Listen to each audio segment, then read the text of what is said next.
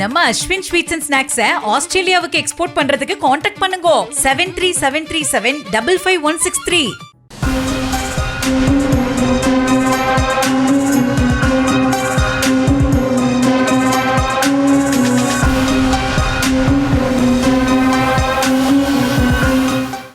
சென்னை தூங்கினாலும் கோயம்பேடு தூங்காது என்று சொல்லப்படும் அளவுக்கு 24 மணி நேரமும் இரைச்சலுடன் இயங்கிய பேருந்து முனையத்தின் தற்போதைய நிலைதான் இந்த காட்சிகள்.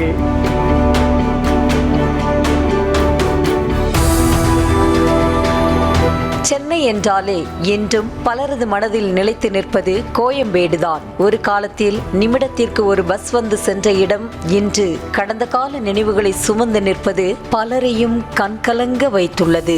பாரிமுனை பேருந்து நிலையத்தில் ஏற்பட்ட கடும் போக்குவரத்து நெரிசலுக்கு தீர்வு காணும் வகையில் கடந்த 2002ஆம் ஆண்டு 37 ஏக்கர் பரப்பளவில் 103 கோடி ரூபாய் செலவில் பிரம்மாண்டமாக திறக்கப்பட்டதுதான் கோயம்பேடு ஒருங்கிணைந்த பேருந்து நிலையம். சென்னையின் போக்குவரத்து நெரிசலை குறைப்பதற்காக கிளாம்பாக்கத்தில் புதிய பேருந்து நிலையம் திறக்கப்பட்டு தென் மாவட்ட பேருந்து சேவைகள் அங்கு மாற்றப்பட்டன. அதேபோல வெளி மாநிலங்கள் உட்பட சில இடங்களுக்கு செல்லும் பேருந்துகள் மாதவரத்திற்கு மாற்றப்பட்டன. தற்போது கிழக்கு கடற்கரை சாலை வழியாக இயக்கப்படும் 450 பேருந்துகள் மட்டுமே கோயம்பேடு பேருந்து நிலையத்தில் இருந்து இயக்கப்படுகின்றன. எப்போது பரபரப்புடன் களை கட்டி காணப்பட்ட கோயம்பேடு பேருந்து நிலையம் தற்போது சிதைந்த முகப்பு தரைகள், உடைந்து தொங்கும் சுற்றுச்சுவர்கள், வெளியே நீட்டிக் கொண்டிருக்கும் இரும்பு கம்பிகள் என பாழடைந்து காணப்படுகிறது. தேங்கி நிற்கும் கழிவுநீர் மற்றும் பொது கழிவறைகள் முறையான பராமரிப்பு இல்லாததால் பேருந்து நிலையத்தின் உள்ளே நுழையும் போதே வீசும் கடும் துர்நாற்றம் பயணிகளை முகம் சுழிக்க வைத்து சுகாதார சீர்கேட்டின் உச்சத்தில் உள்ளது. மொத்தத்தில் ஒட்டுமொத்த வளாகமும் இருள் சூழ்ந்து அமானுஷ்யமாக காட்சியளிக்கின்றது. பாத்ரூம் கிடையாது, தண்ணி வசதி கிடையாது, ரொம்ப அடிப்படை இதுவே கிடையாது. இங்கே அவ்வளோ குப்பிங்க அப்படி கிடக்குது. காலையில் தான் பெருக்குறாங்க, அவ்வளோ தான் முடிஞ்சு இது பண்ணிட்டாங்க. இதுக்கு வந்து வாரத்தோரமாக இந்த பஸ் ஸ்டாண்டுக்கு போயிடுச்சு. அவ்வளோ பெரிய பஸ் ஸ்டாண்டு சிட்டியில் இருக்குது. எல்லாம் வருதெல்லாம் எங்கள் குருளிங்க தான் வந்து ஏறி போனாங்க. எல்லாம் ஊருக்கும் அவ்வளோ இதாக வந்தது. விழா மாரி இருக்கும் பொங்கல் தீபாவளிலாம். ஆனால் இப்போ பார்த்தீங்கன்னா ஜிலோன்னு கிடக்குது. போதிய மக்கள் நடமாட்டம் மற்றும் வெளிச்சம் இல்லாததை பயன்படுத்தி கொண்டு இரவு நேரங்களில் இந்த வரலாற்று சிறப்புமிக்க வளாகம் சமூக விரோதிகளின் புகலிடமாக மாறி வருவதாக புகார்கள் எழுந்துள்ளன.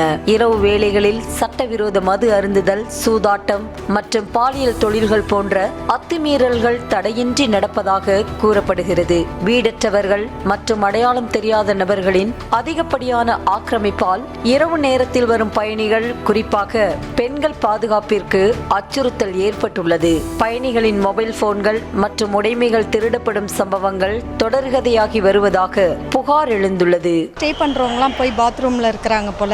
இப்போ உள்ள நீங்க போய் பார்த்தீங்கனாலே தெரியும், அந்த இதுலலாம் வந்து கேவலமா இருக்கு, ரொம்ப மோசமா இருக்குது. அதே மாதிரி 2 வீலர் பார்க்கிங் கூட போனீங்கன்னா அங்கே வந்து மது பாட்டில் பார்க்கிங் நாங்கள் விடுறோம். லேடிஸ் கூட வரோம், விட்டுட்டு ஒரு நாள் போயிட்டு வரோம். நாங்கள் ஃபுல்லாக ட்ரிங்க்ஸ் சாப்பிட்டுட்டு பாட்டில் எங்களுக்கே வந்து ஒரு உள்ளே போகிறதுக்கே ஒரு இதாக இருக்குது. நைட்டு டைம்லேயே நாங்கள் வரோம், ஒரு பார்க்கிங் எடுக்கிறோன்னா ஒரு பயம் இருக்கும் இல்லைங்களா, அந்த மாதிரிலாம் இருக்குது. முன்னாடி இருந்த மாதிரிலாம் கிடையாது, எதுவுமே முன்னாடி இருந்த மாதிரிலாம் கிடையாது. ஏன்னா எல்லாமே இப்போ கீழம்பக்கம் மாற்றிட்டதுனால எதுவுமே இப்போ அந்த மாதிரி இதே கிடையாது. ஒஸ்ட்டாக இருக்குது, ரொம்ப கேவலமாக இருக்குது. இருக்கப்பட்டவன் ட்ராவல்ஸ் பஸ்ஸில் போயிடுறான். இல்லாத அன்றாடங்காச்சு எப்படி போவான்? இங்கேருந்து ஏறி இந்த மோட்டார் தூக்கிலாம் ஏற்றுக்கணும், இந்த சிட்டி பஸ்ஸை பிடிச்சி இங்கேருந்து ஒரு பஸ் போயிரு, அங்கேருந்து ஒரு பஸ் போயிரு, அங்கே போய் வண்டி கிடைக்கல, அலைச்சல். இங்கே கோயம்பேட்டில் பழைய 5 ஆண்டுகளுக்கு முன்பு இருந்த மாரி மக்கள் பாதுகாப்பாக இருந்த மாதிரி, போக்குவரத்து ஈஸியாக இருந்த மாதிரி இப்போ கிடையாது. அதில் ஆட்டோ தொழிலாளி வாழ்வாதமே போச்சு.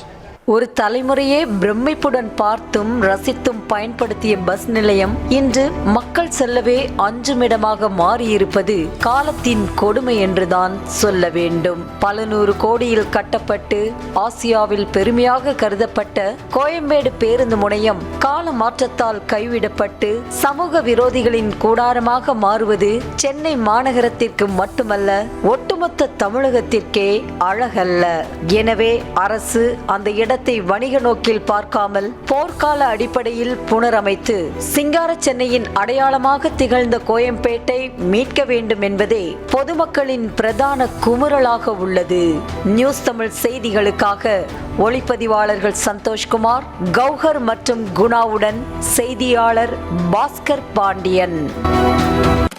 நம்ம அஸ்வின் ஸ்வீட்ஸ் அண்ட் ஸ்நாக்ஸை ஆஸ்திரேலியாவுக்கு எக்ஸ்போர்ட் பண்றதுக்கு காண்டாக்ட் பண்ணுங்க 7373755163.